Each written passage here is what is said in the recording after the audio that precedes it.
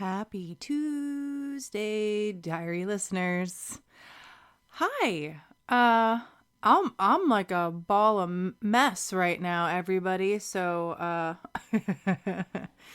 please pray for me. I'm asking for prayers up top. We're in for a great two-part diary entry here with Josh Hoffman, a good friend.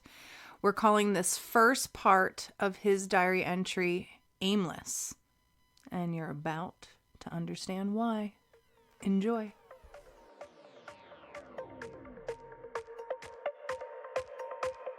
Welcome to the Apprenticeship Diaries, where raw meets refined. Let's be real, we're still working on refining.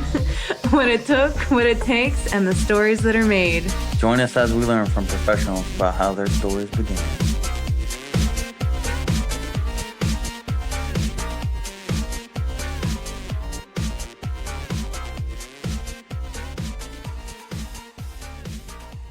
Well, I have to introduce you. Welcome, Apprenticeship Diary listeners. Today, I'm meeting with Josh Hoffman of Rapture Tattoo Emporium. He's a good friend. I actually met him through Rapture, through my friend Jake and Bree, who both worked there. They're now a married couple. It's like a whole thing. But Josh is one of the people that I met through, just being friends with them for such a long time. Thank you, Josh, for coming on today. Yeah, of course. It's lovely to be here. Yeah, man. We've been talking about it forever. So I love it. I know. And I'm like, God, I just so need this on audio. Yeah. I know. Because it's ridiculous. It's ridiculous. And I can't wait to get in the weeds. Oh, yeah. No, I love our conversations. So thinking of it as a podcast, I'm like, oh, this is going to be amazing. Yeah, man. Yeah. I mean, I don't want to, get people too amped, but Yeah. from what I've heard, it's going to be like, wow. All right. I told Rico a little bit about it this morning. He was like, oh, really? What? Oh, my. It'll be good. Yeah, it'll be great. How long have you been tattooing now, Josh? I actually had to do the math because I was like, maybe, see how it all adds up. But I have been full-time now for just over 3 years. Oh, right on. Yeah. I don't know why. Still a baby. Yeah. Well, with your apprenticeship included, how would you equivocate that? So about 4.5 years. Okay. Yeah. I don't know why I just saw you as older. Your work's really good. Thank you. Really, really good. That. Yeah. And I feel like the people of Rapture, probably because of exposure. It's kind of why I like being around you guys too. You guys grow really well there, I feel. Even the ones that didn't survive as far as like past their apprenticeship were pretty solid tattoo artists, I feel. So yeah.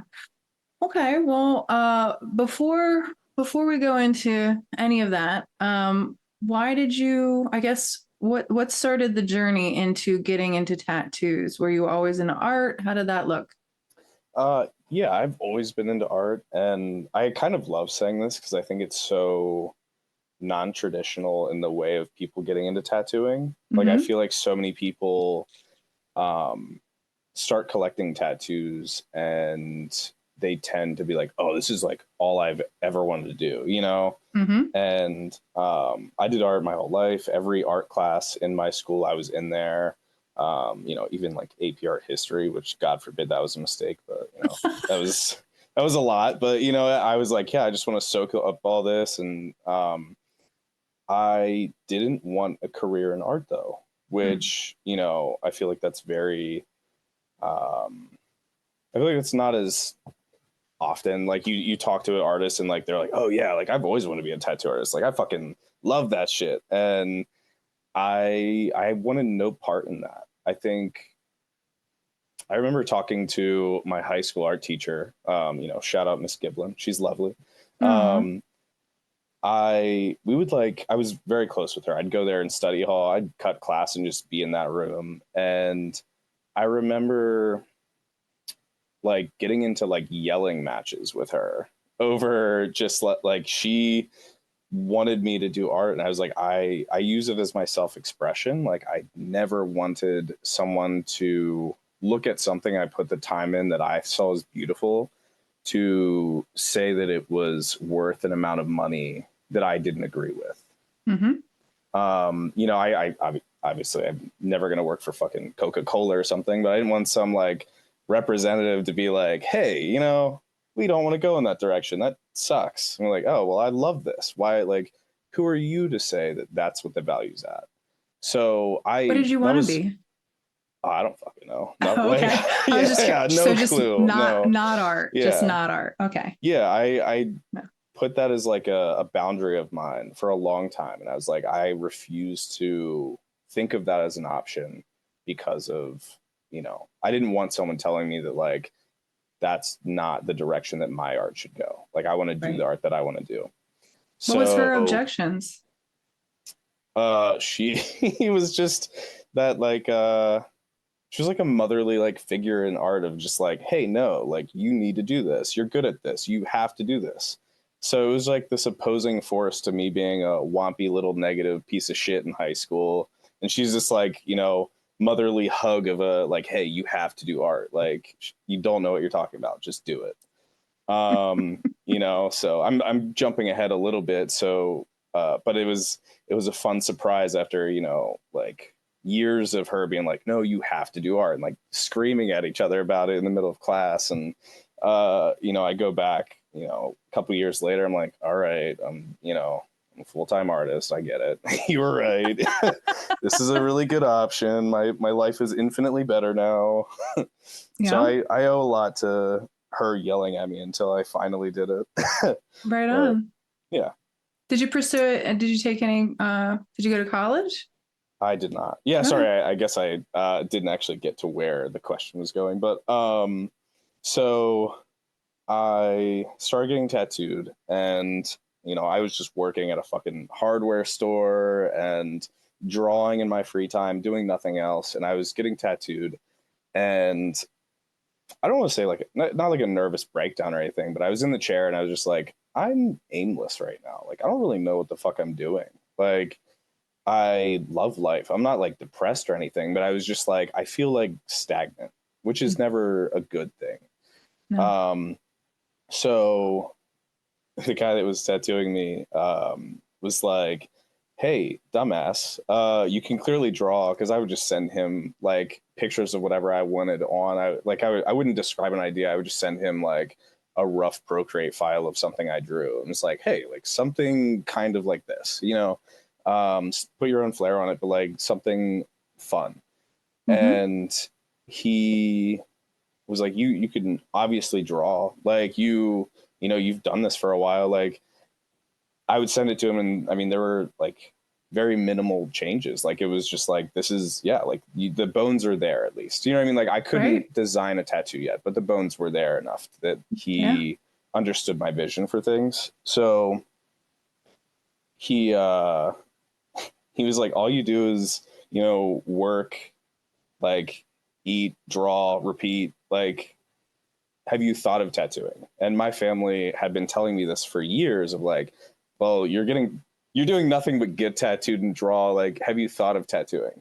But my family saying it was like, that's my fucking family. They'll say I'm good even if I'm dog shit, you know? Like, I could be hot dog water at it, and they'll be like, yeah, sure, do it. So when I, you know, it took a tattooed artist to say, hey, have you thought of being a tattoo artist, to really consider that as an option. It was like a gate unlocked in my fucking head.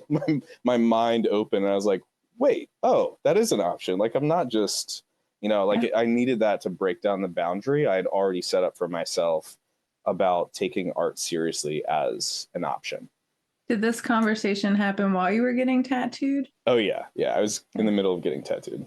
Well, and you know, you bring up an interesting point. I often remind people that it's a mild torturous kind of process, and you're already vulnerable. And so there's a lot more that you can kind of get out of people when they're in that position of like incurring pain and sitting for something and having somebody that obviously they respect on a certain level to do the task itself, you know, while you're getting pain, like I do think there's something about your mind kind of being a little bit more open to receiving things because you're kind of weaker at that point, and so there's a lot more ability for you're stuff to come vulnerable. in. Yeah.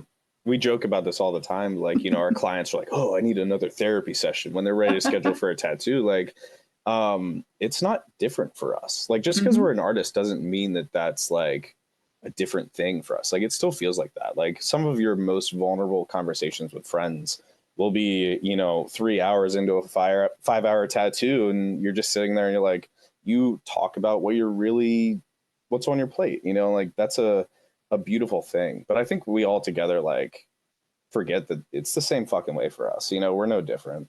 Yeah. But yeah, it's a fun, I don't know. I feel like it's very off the beaten path, the way I just kind of like fumbled into like wanting to tattoo. Like that opened that idea in my head, and I was like, wow, you know, like I really would love to do that. Right. After years and years of saying, fuck no, I could never. Like, yeah. So after this was proposed to you, did you just like immediately jump on it, or how did it look after that? Because, you know, he put it down on the table. I know with me, when I offered that to my former apprentice, she like jumped on that ship right away. Like it was like the next day she was like, I want to do it. So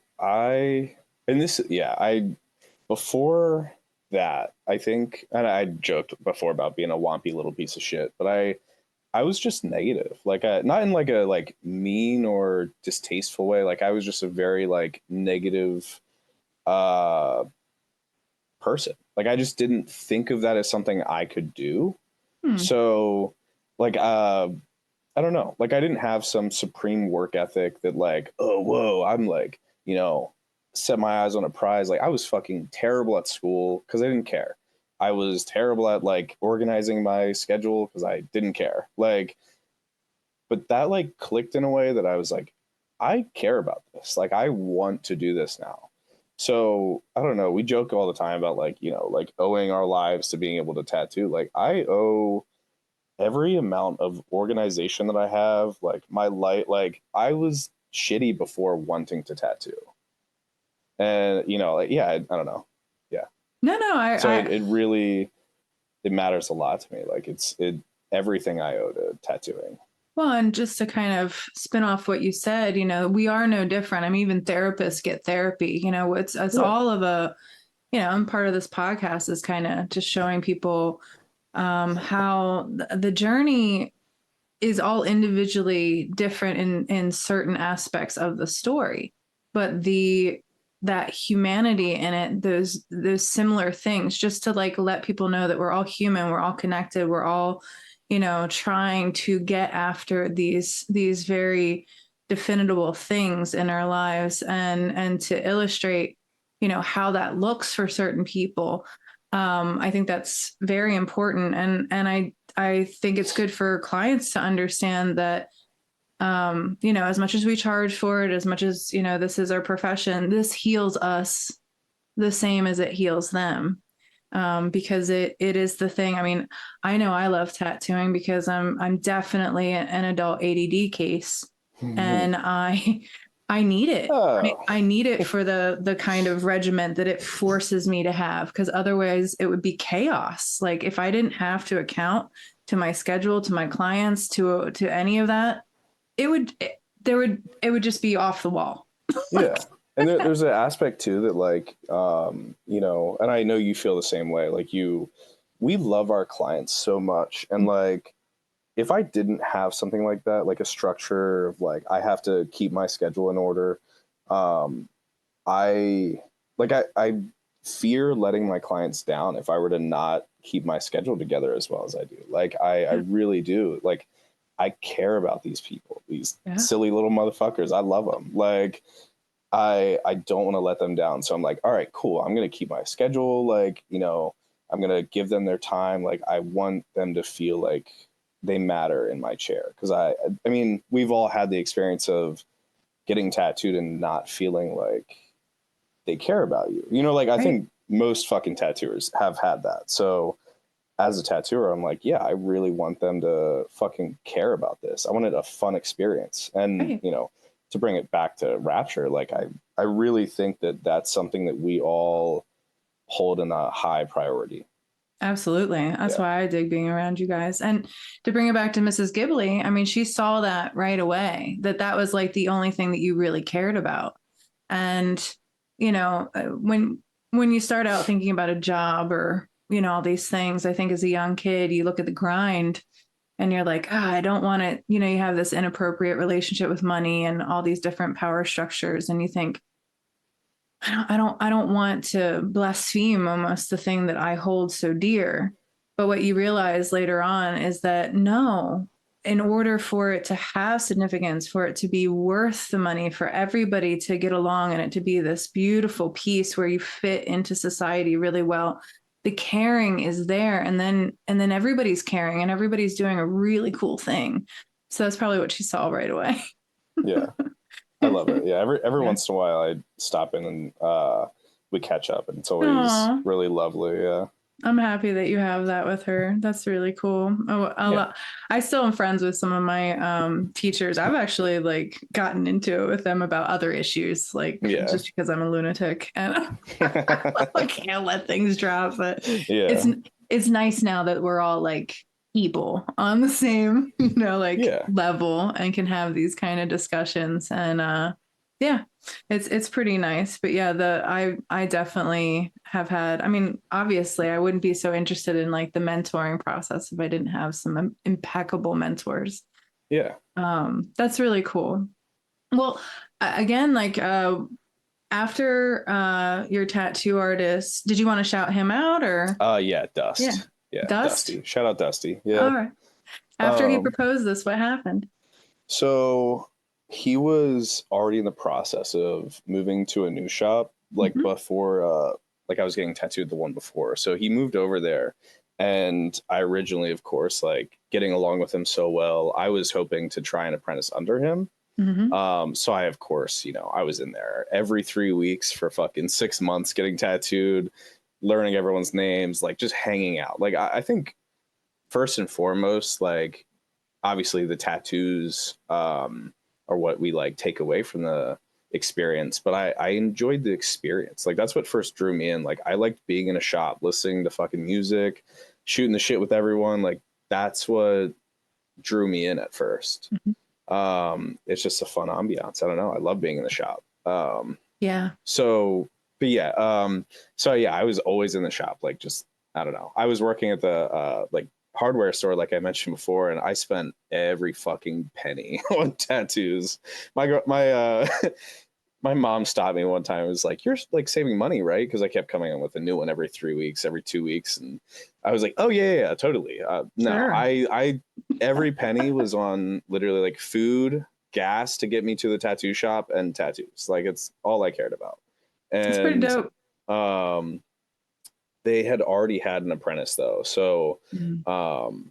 it was one of those situations where it was like, you know, uh, their apprentice had a fucking kid. Like I'm not gonna be the asshole that tries to get an apprenticeship at the place that their apprentice has a kid. I'm not taking food out of his mouth. I'm not trying to like make a situation like that more complicated. You know what I Yeah. mean? So Yeah, totally. um I I ended up starting the process, of course, of finding an apprenticeship and like finding a shop that I feel comfortable in, that I can like, um, you know, start and like plant my seed in this industry of like starting out. And um, I quit my job. I got a night shift job so that whenever I could finally apprentice, you know, money would not be an option, because that was, of course, like on all these threads on the, you know, the internet, you see people like, oh, like unpaid apprenticeship. I was like, fuck that. Like I have shit I have to pay for anyway, so I'll just apprentice during the day and,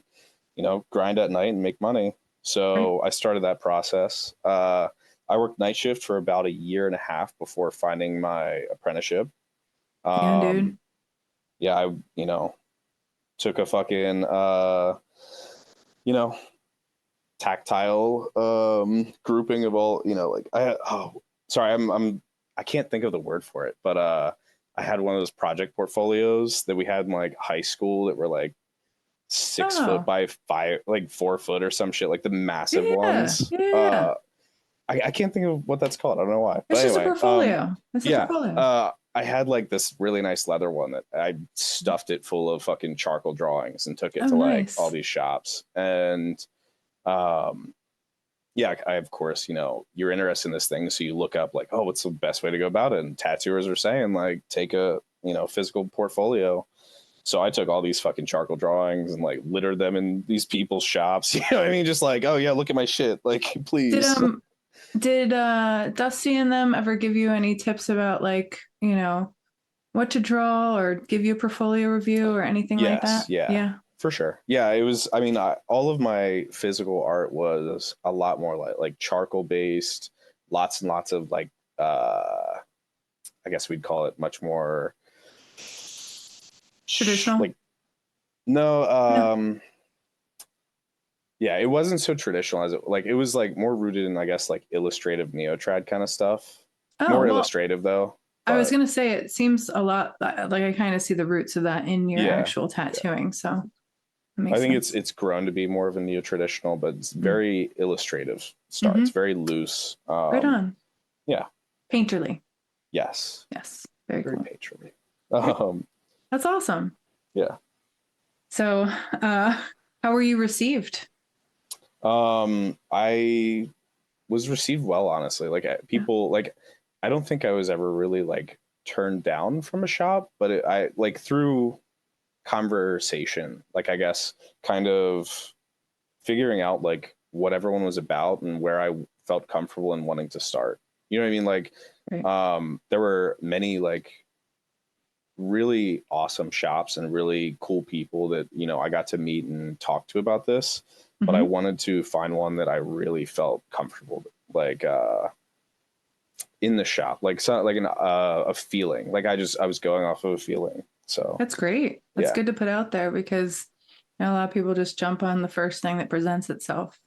Yeah, yeah, and I did not want to, because reading all these things of like, what to look out for with wanting an apprenticeship. Like, I was told right off the bat, like I'm gonna be spending some like hold card cash on like an apprenticeship. So, um, I think it's silly, but I went in to the shop that I would eventually get my apprenticeship at with like 8 grand in cash in my pocket, Nice. like just a fat stack of like, hey, I Slash don't that care if, money.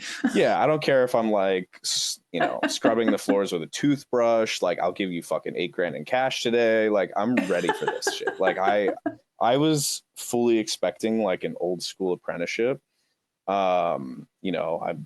I'm very new in tattooing, and like that's a big thing. Like, apprenticeships are not the same as they used to be.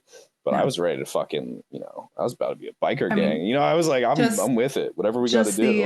the information that you could read about what to expect Yeah. is different because like in my time you didn't know what to expect. You didn't Yeah. know, if you'd be paying or not. Like it was all of a lot of in the Yeah. weeds kind of stuff. So at least you were able to read some stuff to be like, Yeah. hey, Well, yeah, this that's is that's the beauty of what you're doing with, the apprenticeship diaries, and like really putting it out there how vast our experiences are. Like, I'm sure there's people listening that have an experience like mine. I'm sure there's people that have a completely fucking different experience. Like, that's the beauty of it. Like, we are human. Every single instance is going to be entirely different for people. So I really love that. I think that's like why I don't, um, I was nervous about doing a podcast because I was like, I don't know, like it's weird. Like, I can't imagine myself on a podcast, but I'm fascinated with like why you do this, because it is fun. It is like enjoyable to hear everyone's stories. So, oh but yeah, yeah. I don't know. Oh yeah, and it's just like how we meet with our clients and we learn about them, you Yeah, know. For me, it's sharing that with everybody and kind of giving that license. I mean, of course, tattoo artists are the majority of who I interview, but I'm very interested in. I had a client just the other day who was like, "Man, you know a lot of things. Now, granted, he was 27. So I was like, Yeah. bro, I got a lot of time on you. There's that. But also I was like, I meet with every kind of different person. And it's just so cool to be able to spend hours with somebody and have really in-depth conversations about what they do. And you learn so much about different, you know, walks of life that you never really had any scope for, and just to present that to people so that they can kind of picture it a little bit more. I just think it grows so much our perspective. And for art and artist, perspective is everything. You want to have a good perspective of things. You want to have as much of it as you can possibly have so that you can create the best image of something or paint the best picture or whatever. It's so vital. But yeah, I'm glad that you had that. Like that's a wonderful resource, and I think that it definitely prepares you for a lot. Though I will say, going in with a stack of cash, that's bold, Cotton. Oh yeah. Because a lot of things could happen. Oh yeah. And I knew that too. Like it, I don't want to say there was like naivety there, but it was like, I spent, a year and a half. Not that that's like I'm sure other people have spent even longer, but like I spent a year and a half of my life like working night shift. I didn't like night shift. That shit fucking Oh no, sucked. no one Like does. I was working night shift, like trying to figure out where I belong in tattooing. Mm-hmm. Like if I would not let something as trivial as money be the barrier that stopped me from tattooing. So I was like, oh, like cool, you're, whether it's $2,000, $5,000, $8,000, like whatever it was, like if I feel comfortable in the shop, I want to start. Like I want to do this. Right. And you wanted Um, to, put the money where your ambition was. yeah. So like, yeah, not that I was like looking to buy it, but once I realized this was a thing that could happen, I was not going to let that stop. You know what I I mean? like And it. yeah. Yeah. Um, Well, and it's the same with getting a tattoo. Like, we expect people to put down a deposit to show that they're dedicated and that they yeah. understand that our time is valuable, that what we're doing is valuable. I mean, it's the same thing. It's like, are you serious? Money has a great way of showing how serious you are. Yeah. Yeah. And then, the owner of the shop who would eventually become my mentor, he said that like, it's not necessary. He said like apprenticeship should not be paid for. He said it is, you hang out, you spend you put your time in at the shop and you prove that you're, worth having there. He said, if at any point, like you're like, oh, it's not worth really having you helping us here. Like if it was ever past that, like in the negative, then, you get the fuck out. And I Yeah. was like, yeah, no, cool. I'm fine with that. Like, yeah, That's great. whatever I got to do. So, and he looked through my portfolio and all that, like the physical portfolio. And he was like, honestly, I checked out like, cause I had an Instagram set up for art at this point. So he was like, yeah, I checked out your Instagram already. So we went through my physical portfolio as well. And he was like, yeah, like start Tuesday. Oh, right on. Otherwise, like, So did it if look it doesn't work out, get the fuck out. Yeah. right? So So did it go down like you called first, left your name, then made a yeah. I tried to go in person and I think he was like out of the shop the first day. So I ended up like just messaging him back and forth, and eventually like we all know how tattoo schedules are, so we ended up making it work. Like I drove there like a couple different times to finally like nail down a time that he could walk away and spend Oh, some time wonderful. talking to me. So Wonderful.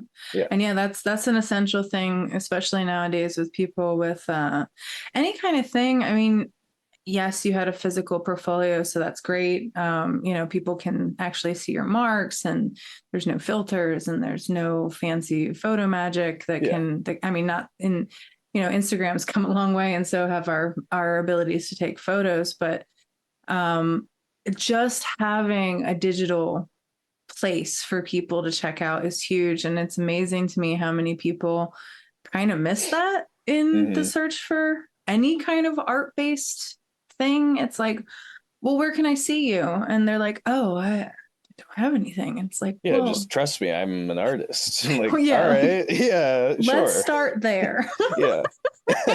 Go make one. Yeah. Yeah. No, So I that's agree. good. I think it's a very, very important thing. Oh, Like yeah. I think it's something now more than ever in the way, art and tattooing is of course evolving and changing Mhm. with the influence of technology. Like by no means is it I think it's by no means is a crutch, but it should definitely be something that we account for and like have, like I Yeah. don't, you shouldn't rely on it, but you should have a, decently updated portfolio at all times. Mm-hmm. Yeah. Well, and presenting yourself as a creative, I mean, the possibilities are endless. I mean, there's people like me who just go, I'm gonna like give the algorithm something and like just throw it out. But then there's other people who really like, craft it and they make it look really nice. And I do think that the reward for them is so much more than me because they've put more into it and they really try to choreograph that. And all of that matters. And it has a very prominent ability to diversify your abilities in a lot of different realms. Because if you can show that you not only have a portfolio, but you know how to present yourself as an entity well online, then that has yieldings for other companies who might look to you to do their social media marketing or things like that. Like it does have a multi-purpose split to it if you look at it that way. Of course, I really don't because I kind of hate it, but Yeah, I, I know what you mean. I see It's the important. value and I Yeah. do try to learn more. I just got an invite for Threads and I'm like reading about it and I'm like, what the fuck is this? Like, I know, I go back it and seems forth. like just like another version of the same thing. What are we doing now? What? Stop with the apps. Like, no more apps. Yeah. Great. Another thing that distracts me from, drawing at night. All right, perfect. Yeah. No, I don't have one either. Yeah, I get it. Well, I mean, I really want to contact the person that sent me the invite and be like, what is this? Why are you on it? Because I do respect him. And if he can give me some kind of reasons, Insight. but the hooks that came for me for like say Facebook, you know, the, they're no longer relevant anymore. I'm not even really a friend of the person who hooked me to it in the beginning. Yeah. And so it's kind of fizzled out and moved to different platforms. And I will adopt something if you can show me its relevancy. But like you said, if it's going to keep me away from doing what I do and doing it well, and if I'm not able to, if it's going to take so much more time for me to actually learn it, and there's no prominent reward, then no, I'm good. Yeah. I'm good. Yeah. I get it. I'll just be a better artist and it'll be fine. Yeah. So once you started, what was required of you since you had to do it via earning your time? I mean, general shop maintenance, like I don't know how to describe it, but I mean, I got in before everyone. Honestly, Mhm. like, yeah, I think I kind of earned their trust first and foremost to like get a key very early on. Yeah. But I was, like I think he realized I was serious about like, dude, like I don't give a fuck if I'm in here at like 6 a.m. Like I'll clean this shit, like have it ready for you guys. Like I think that so 8 grand in your pocket made a lot. yeah. I think that sold it. It's Yeah. like this guy is ready to have us jump him and take 8 grand. Yeah. We're gonna give him a key. It's fine. Yeah, I'm He's getting he's like got eight beaten by grand. 3 people, and I look up and like, wait, like, do I get the apprenticeship or like, am I? Do I fit here? He doesn't need our money. He's already Yeah. got some. We're gonna give him a key so we can just get into this. Um, No, that helped. I'm pretty sure that again, like you said, it earning their trust, but also showing that you really were adamant that yeah. probably afforded you that key very early on.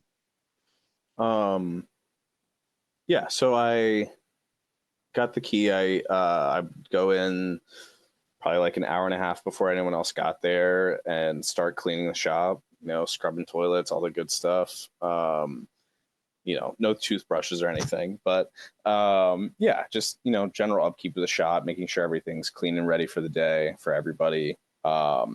Depending on like which artist was in that day, like some of them prefer to have their own setup, of course, so that they don't want their apprentice fucking it up and doing something that's not worth the time or the material, of course. Right. And especially with like when I started, not when I started, but when I was like in my apprenticeship, it was right around COVID actually. So Oh yeah. Oh yeah. wow.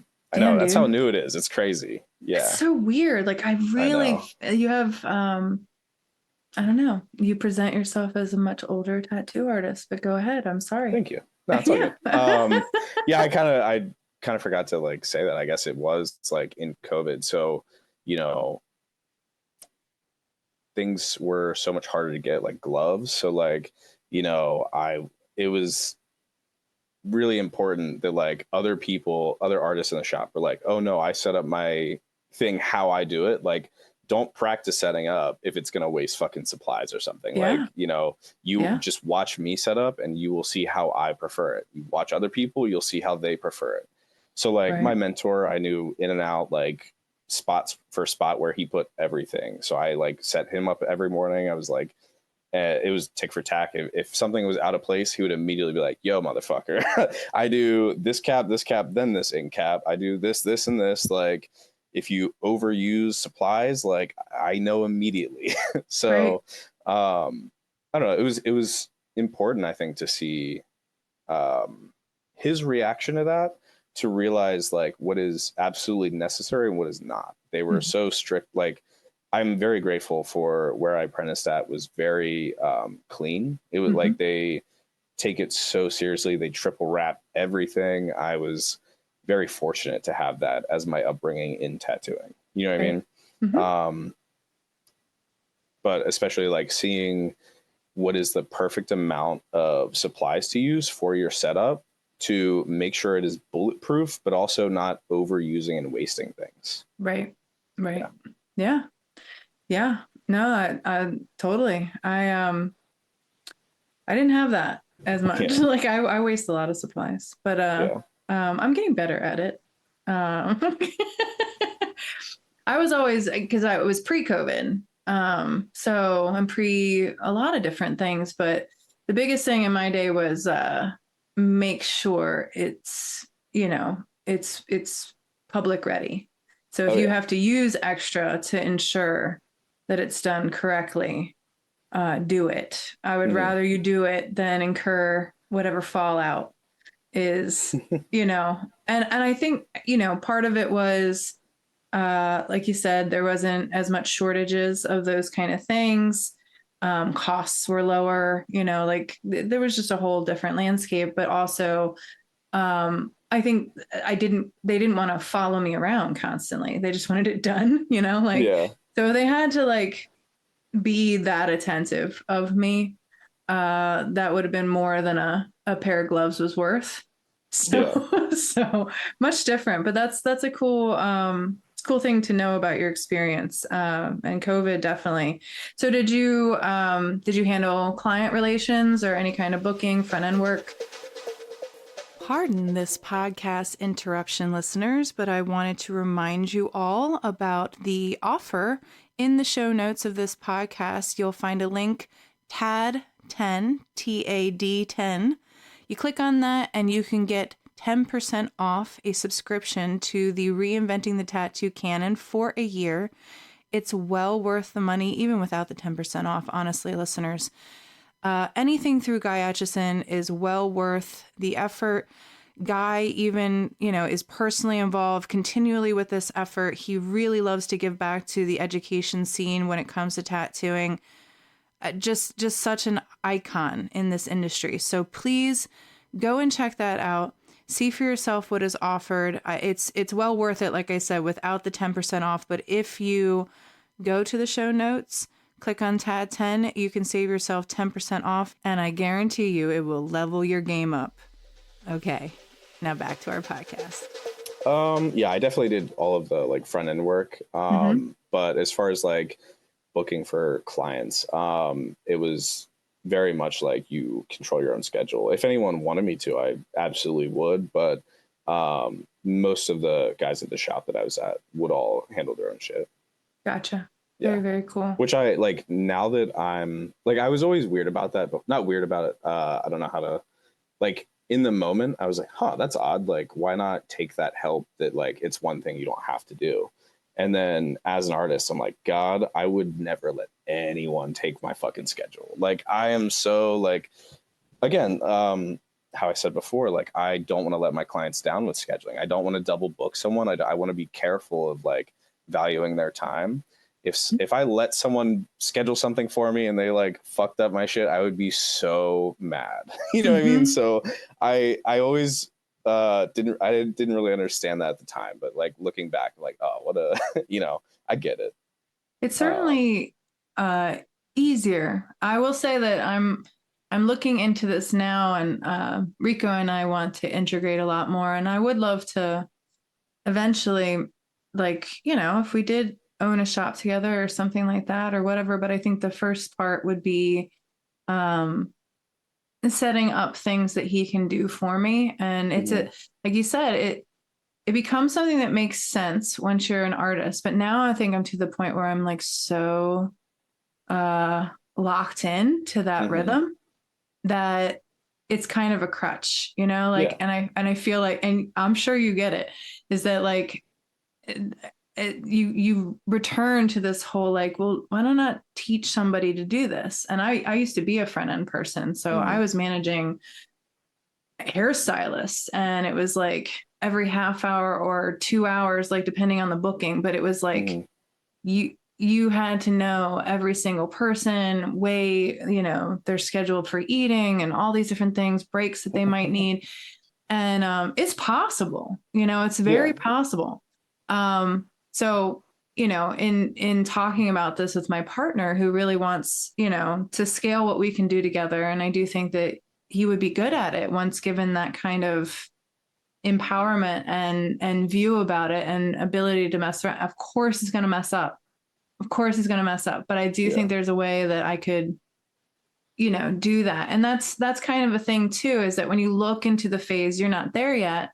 But when you get to the point where you want to teach somebody, then you have to open yourself up to, okay, I mean, you're going to be there because you're about to be a dad, but there's going to be, you know, there's going to be a different way. Yeah. Well, and probably in a really good way, because then I think it's going to be, you know, probably a lot easier because you're going to be learning that through somebody who shares your legacy, and that you're going to be able to love in a much more sincere way and have more patience for.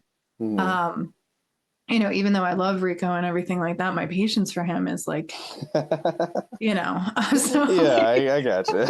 It's all good. So yeah, like it is one of those things. I do think it's more common than not now, though, in tattoo shops where everybody kind of manages their own schedule. It's only very particular tattoo studios that really have like a huge, and I honestly don't know if the front end people manage the schedules. I think they more so handle the social media marketing, all of the different, you know, the money exchanges, client relations. You know, I don't think it's very typical for them to do booking, because it's hard, you know, like hard to do that. So yeah. I definitely am not like entirely opposed to that idea. It more so would have to just happen at the right time in the right way, I guess. I don't know. Like, it has to be the right person that I can trust with that, because it is such a like.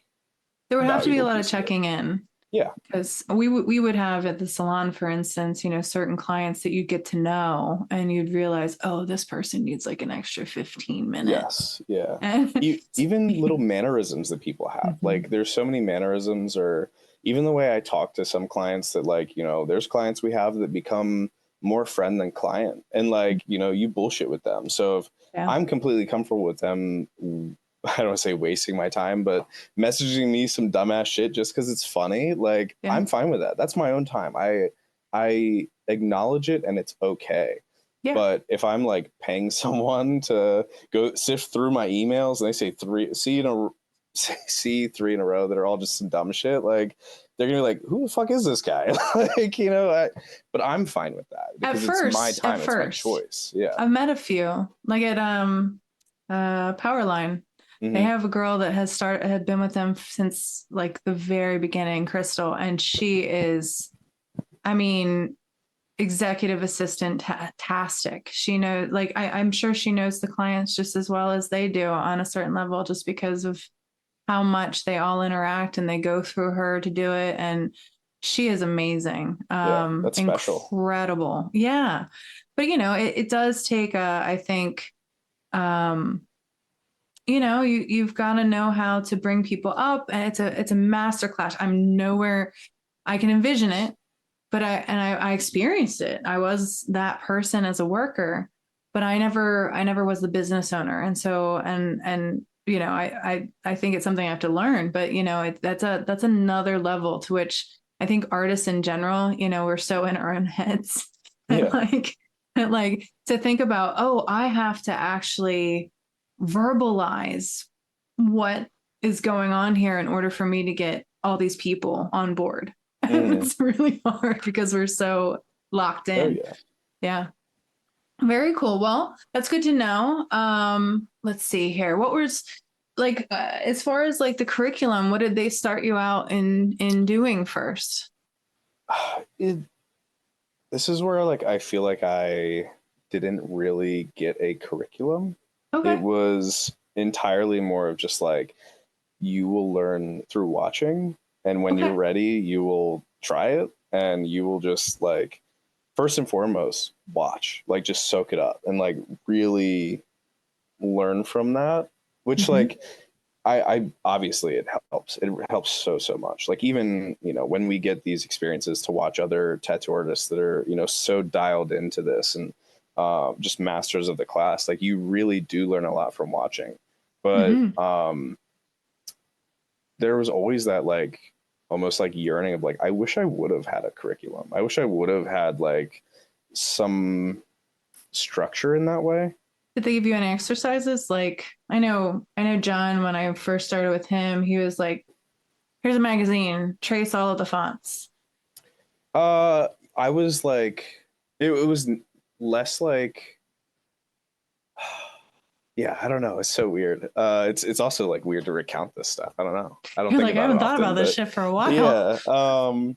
Yeah. It was less like tracing fonts and more like studying flash books and stuff. So I would do like sheets like every week, like multiple. And I would just like spend the day drawing whatever like we talked about. So like if he was like, you know what, like freehand roses and make like 6 of them on a flash sheet. Every single rose has different petals and different leaves or different materials, like things like that, where you got to like try some things and like figure out if it's more fluid for you to draw like leaves that are perfectly like shaped or things with like little edges. Like, I mean, we've all seen 16 million different like traditional flowers, right? There's so many different ways to do it. And I think he really wanted to show me that through that exercise. So things like that, like it was less like structure, but more like we would talk about, if he was working on some like custom script on someone's back or something, he would pull out like 3 different flash books of custom script.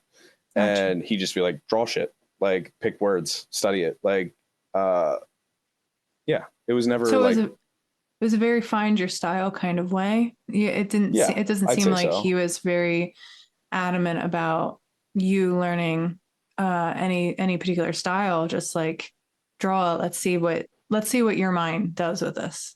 Yeah, almost like let it be a little intuitive, but kind of like try all these different things, like see what you're kind of enjoying. And he was like, at the end of this, like when you are finally able to start tattooing and like trying a machine for the first time, like once you start having clients, if we let you, like, you'll have sheets upon sheets upon sheets to fucking work from. So Yeah.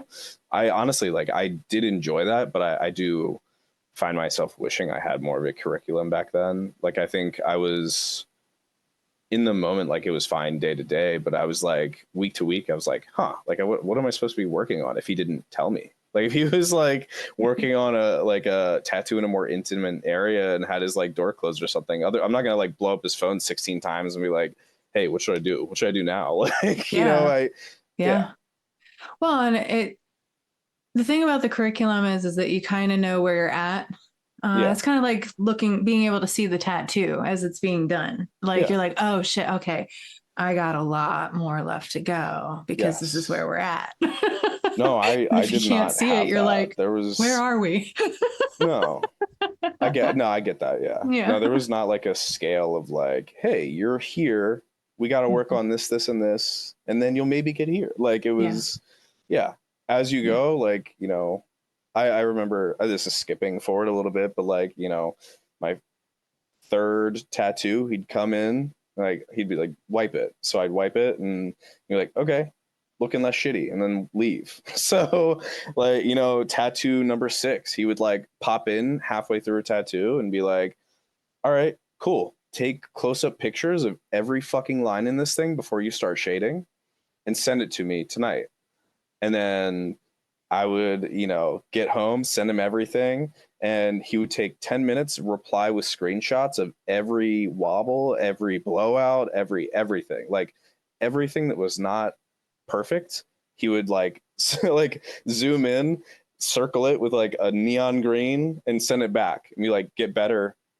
Cause every Yeah. night when I got those like those texts back of like all the circles, and I was like, I Shit. feel shitty. Yeah. So I was like, it was kind of harsh, but it honestly like helped me in the end to be like, oh fuck, like that feels horrible. Yeah. Like, at the beginning when he sits there and mentions like, if there's a point where it's not worth it, we'll tell you to get the fuck out, and that's game over. So Yeah. like, the more that happens, the more those circles like get sent back to you. You're like, oh shit, like, what is the finite like number? Without like, he's not speaking to me about how many times I can fuck up before I'm out of there. So like, I gotta lock in and get decent. You know what I mean? So Yeah. it definitely Yeah. worked. I I'll don't. bet. Yeah. No matter what, like, I would ever say about him positively or negatively, what he did worked in that way. Yeah.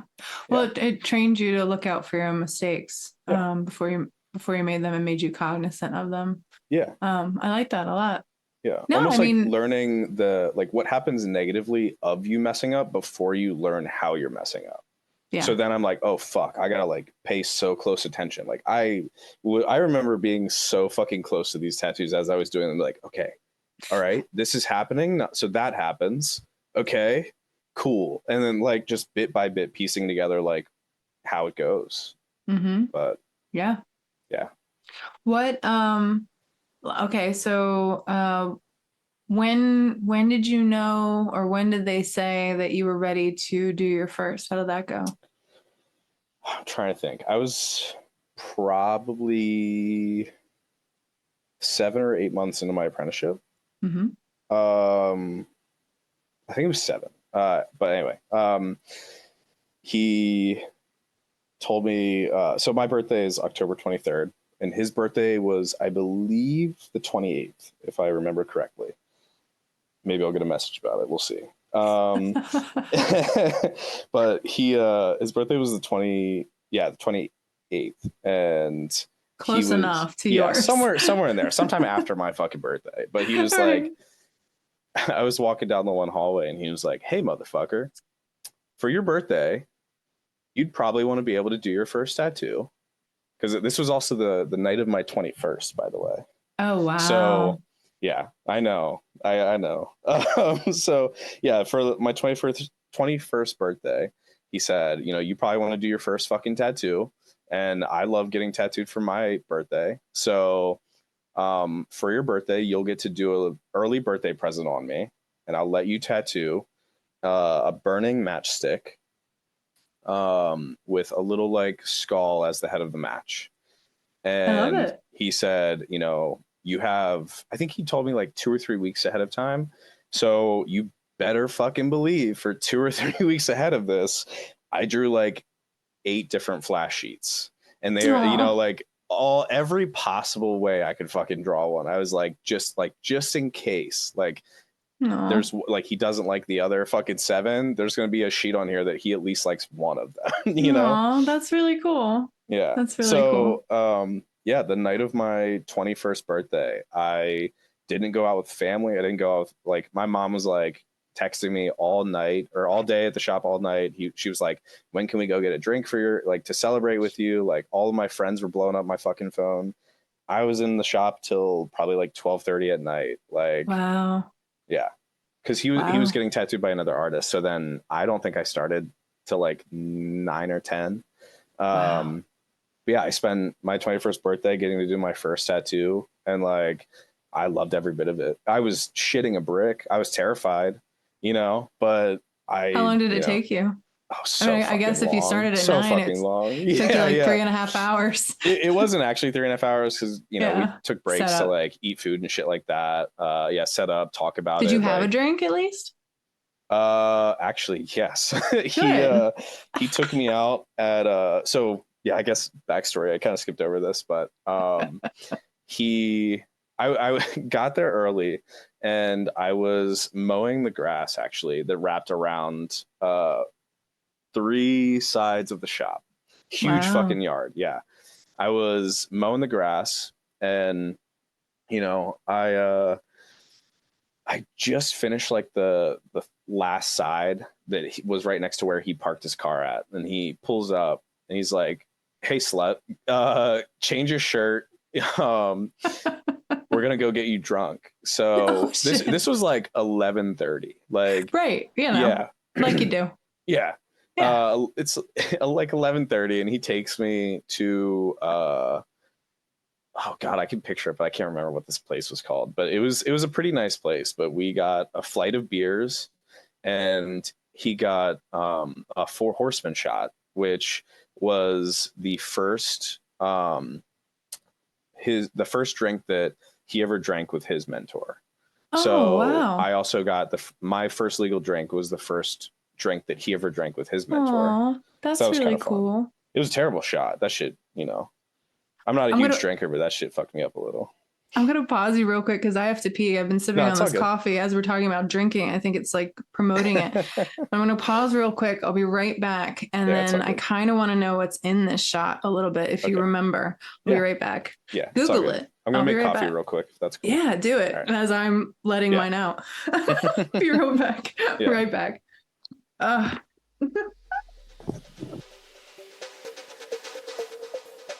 gonna look up this Four Horsemen shot thing while he's gone. And he's making coffee. Let's see here. So that was around 1 hour that we hit. Four Horsemen. It's a pretty Four Horsemen shot for anybody. All right, a Four Horsemen is the perfect shot for whiskey lovers. Let me click on this so I have the full thing. Depends on whom you ask. The Christian.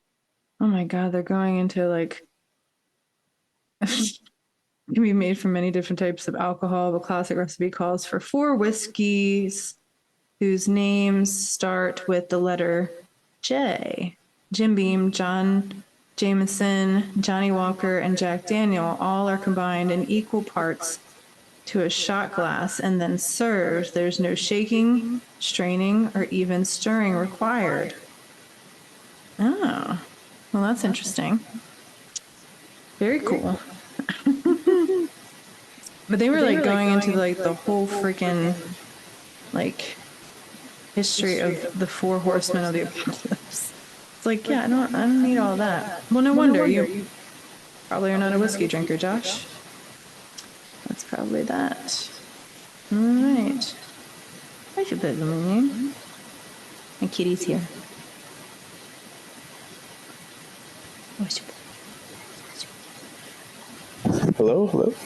Yo. Hi. Sorry. No problem.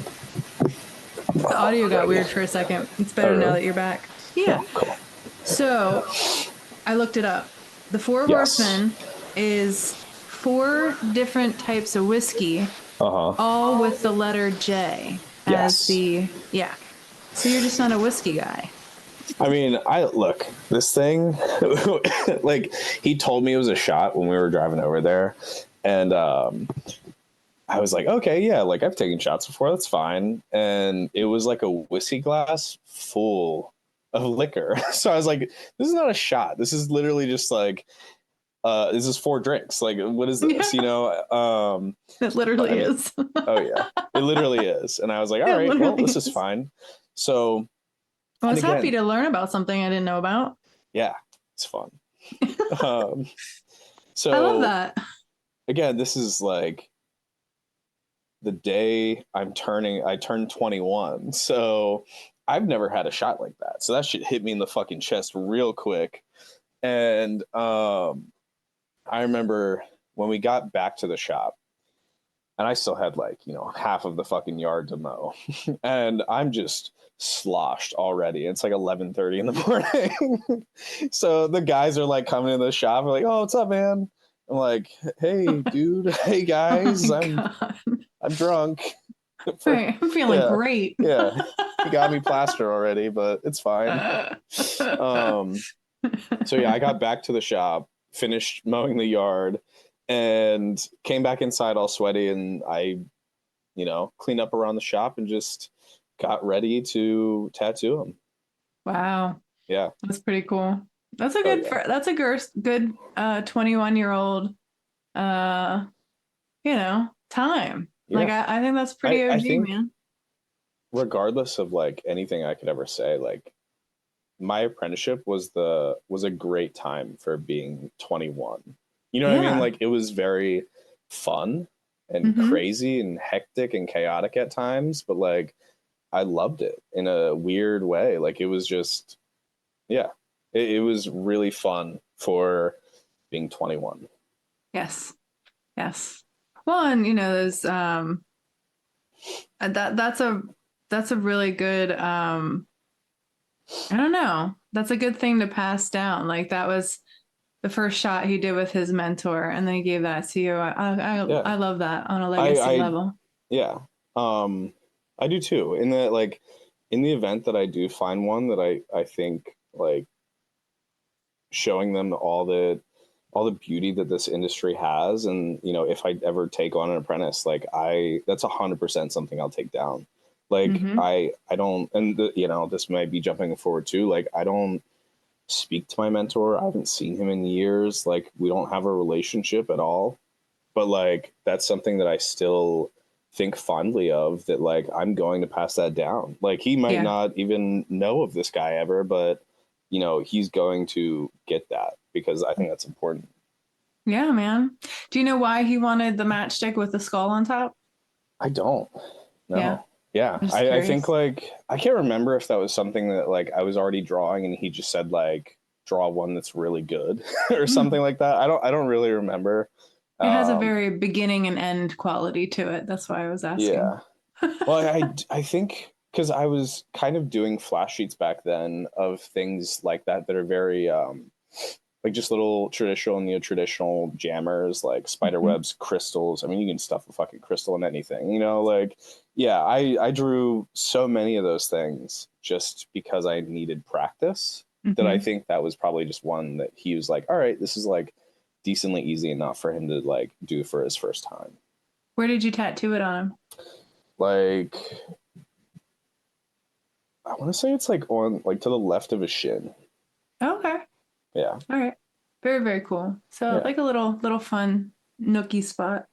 Yeah, That's it cool. was jammed in between like 6 other tattoos, like it was just where we could fit it. There was like 3 other spots and we're like, yeah, I think this is probably the only one that like it's actually like going to fit best, but we got it in there. Were you sober by the time you did it? Oh yeah. Yeah. Yeah. I I'm mean, just we honestly, curious. in all honesty, we probably smoked a bunch before, A but little, yeah. maybe a little hungover. No, Huh. I felt like fully sobered up from the drink by then, but I was Mhm. for sure probably high. Knowing how, we operated back then, I was, yeah, for sure. Yeah. Yeah. No, But that's awesome. After that, how did it look after you did your first one? You had your 21st birthday, you know. so I did this first tattoo, and um right out the gates, the other two guys at the shop were like, that was better than any of our three, like the three of them that were there, that was better than any of our first tattoos. Like, Oh, awesome. and that's an amazing thing to hear. But then that like voice in my head creeped in and was like, hey, remember when he said that like if it's not worth having you around anymore, they'll just get rid of you? Like, right out the gates, that's really high praise. I'm like, fuck, I have to live up to that every time now. Like, I Yeah. gotta, like, I Yeah. can't dip below a certain level then. Yeah. And like, it's honestly solid for, I still have a picture of it. I can send it to you later, but Oh, that'd be I still wonderful. have the picture of it on my Instagram, but like, Oh, that's it's awesome. cool to see still. But yeah, like, I set a high like mark for myself with the first tattoo. Um, and I remember my second tattoo just as well because it was not fucking good. Yeah. Like, this, real skinny little motherfucker was like from high school was like, yeah, I want you to tattoo me. And he picked on his leg, like literally just the inside of his knee. And he wanted an eyeball with like perfectly straight, huge, thick lines in a like a diamond shape. Holy And shit. so he was shaking like the whole fucking time. I So was circles on nervous. circles and Yeah. then Oh, it was great. It was a wonderful. diamond on Yeah. a knee. Yeah. So Yeah. I was shitting a brick the whole time. I did like the best I could at the time, and I took pictures of it. And when my mentor asked me that night, he's like, "Oh, how'd it go?" Like, we were, I cleaned up and we met in his room with the other guy. And I was like, I fucking hated it. Like, I was Yeah. so upset. I was so mad. I've since like contacted the same kid multiple times and be like, yo, can I cover that for free? I'll do your whole fucking kneecap. I don't care. Like, let me cover that shit. Have you And he's seen it? like, I haven't seen it in person since, but It I've might not talked be to as bad him. as you think. Oh no, it's atrocious. Are you For sure? sure. Yeah, I remember it. Like, yeah, I don't it's probably know. bad. I will say this that it feels atrocious because you're kind of flying solo and the anxiety of it Yeah, like really kind of creeps in. Like you said, that voice in your head that's kind of the negative talker kind of creeps in. That yeah. compounds how bad your perception is of it. But I've seen tattoos that I did at a certain time and thought, holy fuck, I know I messed them up. And then I Yeah. saw it later and I was like, wow, that's really I not, guess that's a good point. Like, it's really not that bad. it's not horrendous. Like, it's not some like scratcher crazy bullshit. It's Right. it's just not to the standard that even then I wanted to hold myself to. So No, I but that's guess, not what he was attached to. yeah, no, honestly, like, anytime I brought it up, I think I've messaged him like three times to cover it, and every single time he's like, dude, this is a part of your story, and like, regardless, like, I still like it. I think it's Yeah. fun. It's sick. Like, it's metal as Yeah. hell, but Yeah. yeah. So like, it's Yeah. all love with it. It's just silly the way we as artists are like, God, I got to get rid of it. I got to hide it. Like, it sucks. Well, and But yeah. people get what they So deserve. yeah. I kind of went in on a tattoo artist today. We've already had conversations like this, but it's on Mhm. a tattoo forum, and he was going after a tattoo studio that he perceived was putting out as bad work. And I'm like, what do you care, first of all? And second of all, like, people get the tattoos they deserve. It's Yeah. not fully on us as practitioners. It also comes down to the clientele and how much research, what they're coming to the table with. You do not know Yeah. what produced this tattoo. It could have been a tattoo artist buddy. It could have been a lot of things. It could have been a guy who walked in and wanted a whole tattoo and didn't want to wait for a more seasoned artist and, kind of push the issue that he had to have it Hmm. now. You have no idea what circumstances produced the work itself. And to come at it from a purely like, oh, this isn't as good artistically as it can be, kind of takes away from like you said, the metalness of tattoos, the human connection that it is. It's not about, the This is coiffed, Yeah. This is an entirely different tangent that I thought I Yeah. was gonna like, we both know how our conversations go, but Yeah.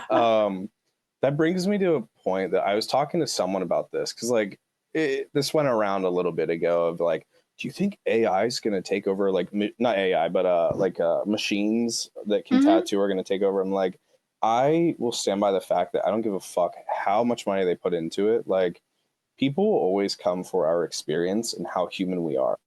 Yeah. People don't actually want the perfection that would come with that of just laying in a sterile white room as like a fucking machine just drills ink into you that like there's no conversation, there's no communication, there's no therapy to it, there's no humanity to it. So like I truly believe that it will never happen.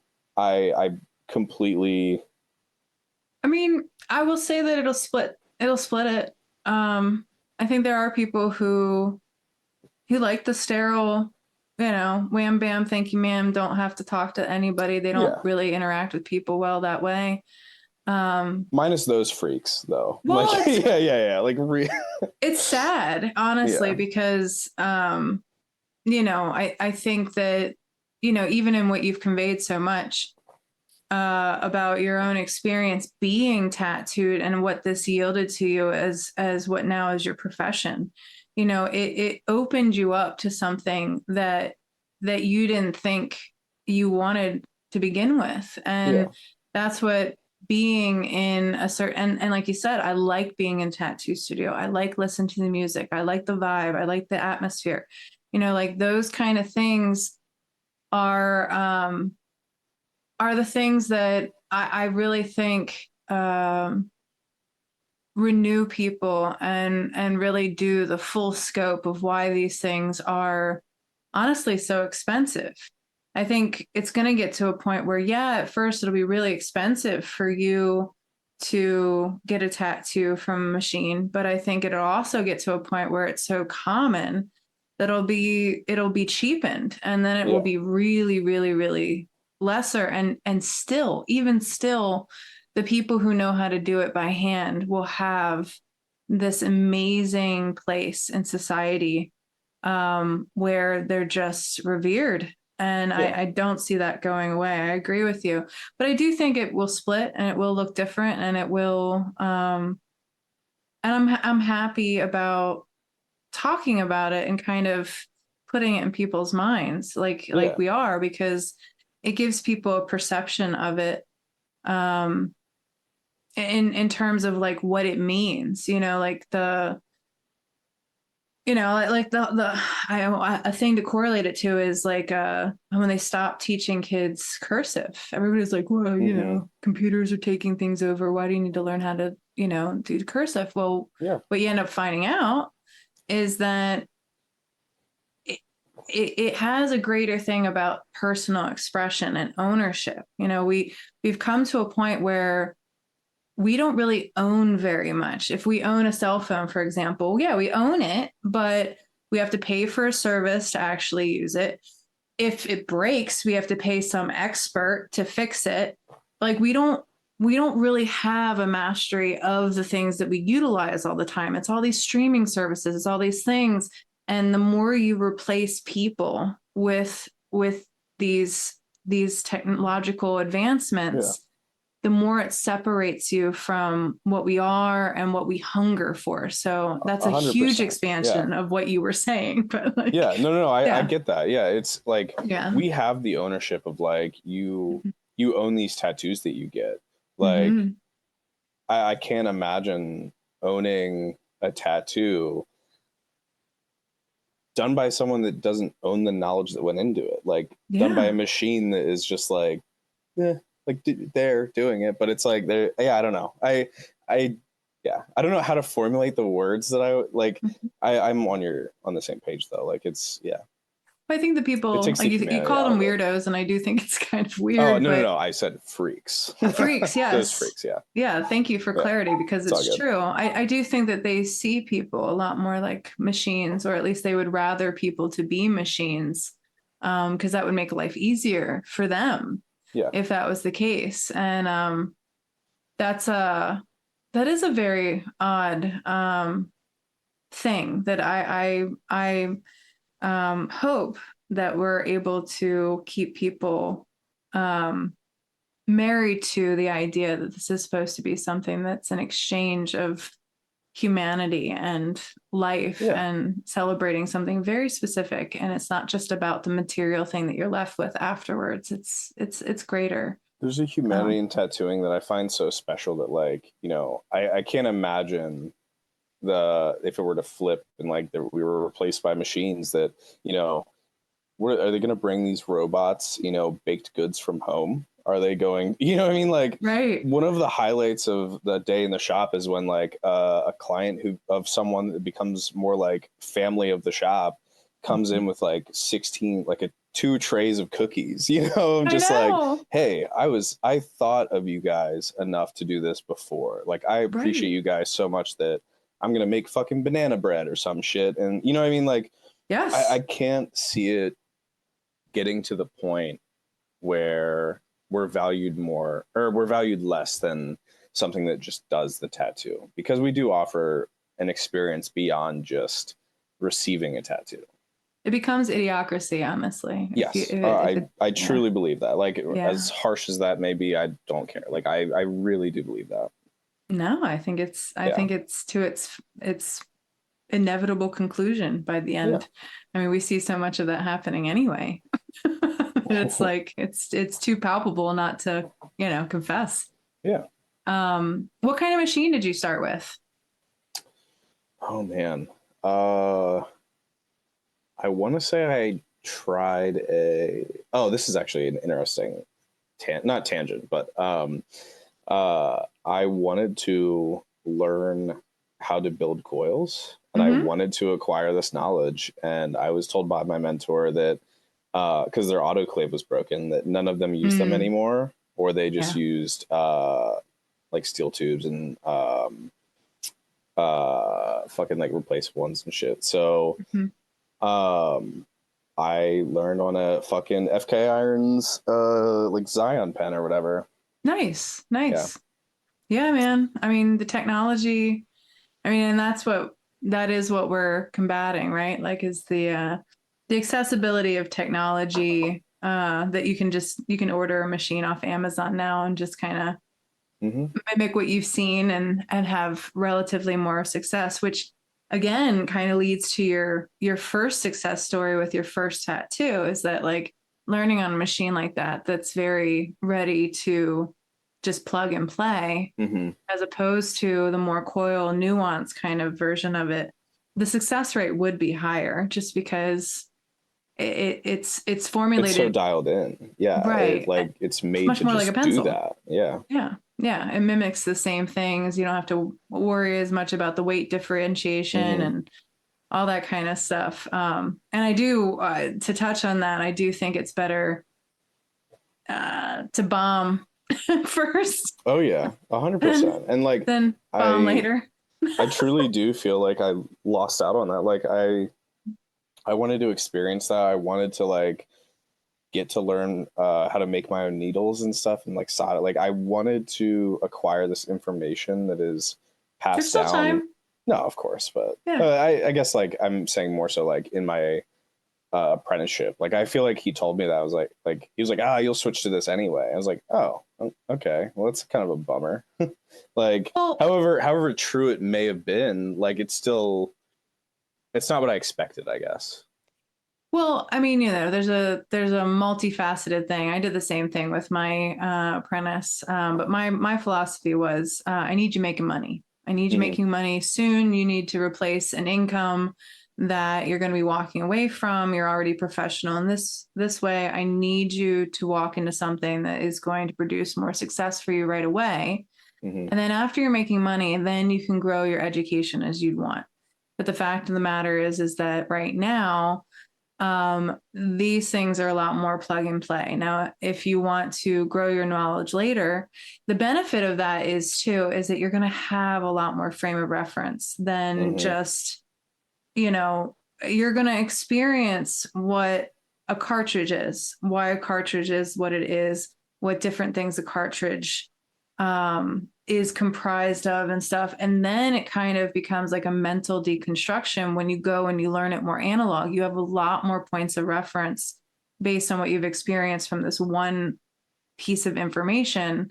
Oh yeah. Than you do just building up and building up. I think it's almost like when you build up the other way, which is great because you have the knowledge and you know how to do it.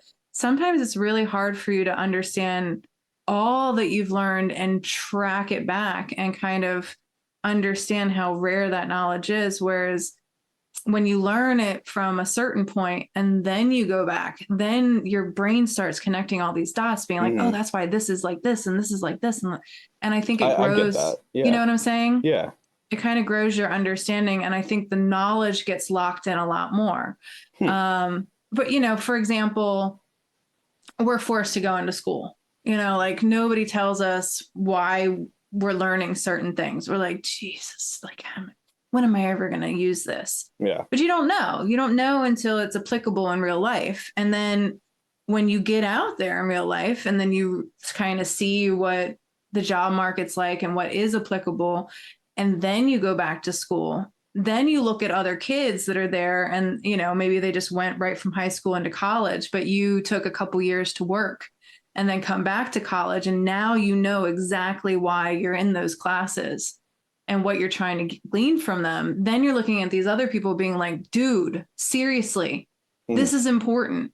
I'm fucking paying for this too at this point. Yeah. And I'm really trying to figure this out. So none of shit, yeah. You know what I mean? Yeah.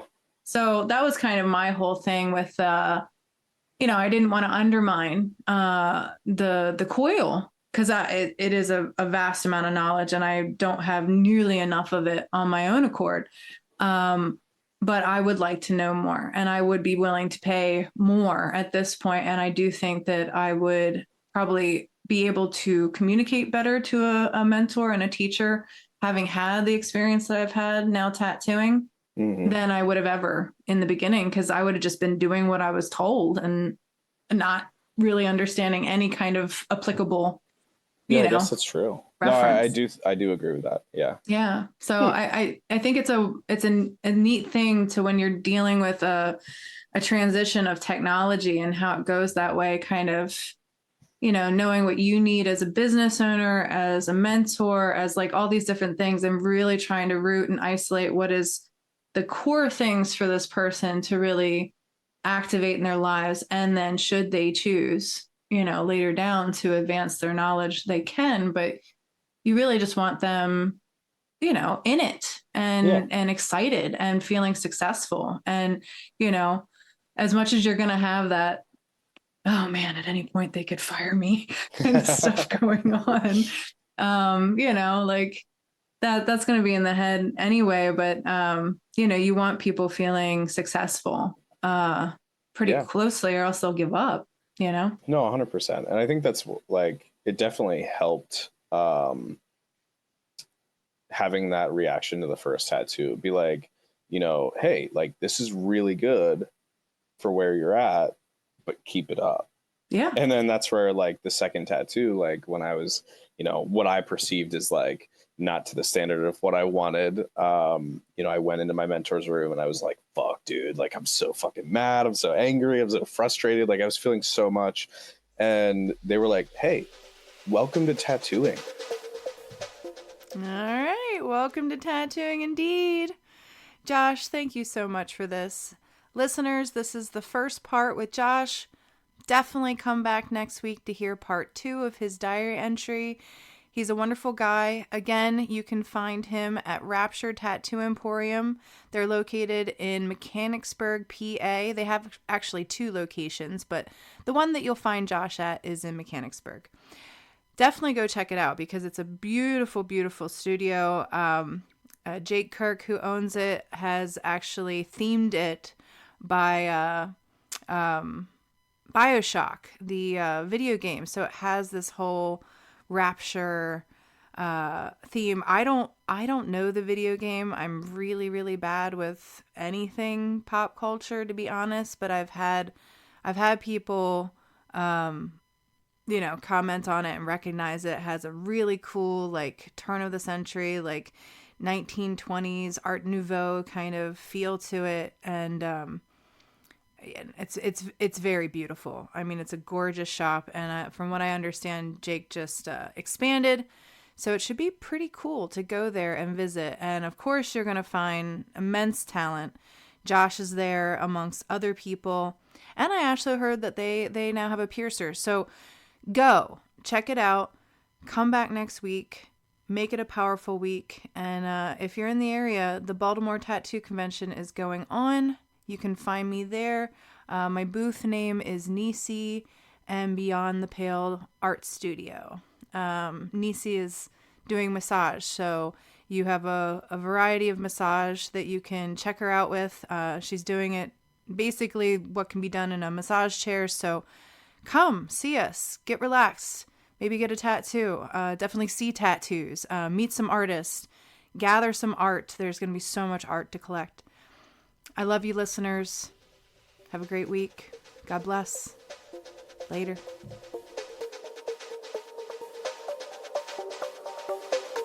Thanks for listening. You can find the Apprenticeship Diaries on Twitter, Facebook, and Instagram. Our IG is _apprenticeship_diaries.